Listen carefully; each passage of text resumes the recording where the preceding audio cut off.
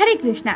শ্রীমদ্ ভগবত গীতার প্রথম অধ্যায় হলো অর্জুন বিষাদ যোগ। আর এই বিষাদ যোগকে আমরা এভাবেও বুঝতে পারি যে আমাদের নর্মাল লাইফে শ্রীমদ্ ভগবত গীতার যে 18টা চ্যাপ্টার রয়েছে সেই সমস্ত কিছুর প্রথম স্টেপ বা প্রথম ধাপ হলো অর্জুন বিষাদ যোগ, যেখানে কিনা অর্জুন ভগবান শ্রীকৃষ্ণকে তার দুঃখ, কষ্ট, যন্ত্রণা, দুশ্চিন্তা, হতাশা সমস্ত কিছুর কথা বলেছেন।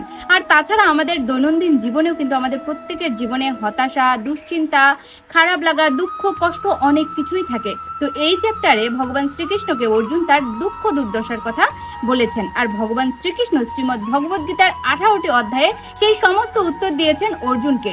কোথাও না কোথাও আমাদের জীবনে যত প্রবলেম আসে, প্রবলেম তৈরি হয়, সেই প্রবলেমগুলো আমরা সলভ করতে পারি না, এই জন্য যে এই প্রবলেমগুলোতে কি করব আমরা আসলে বুঝে উঠতে পারি না।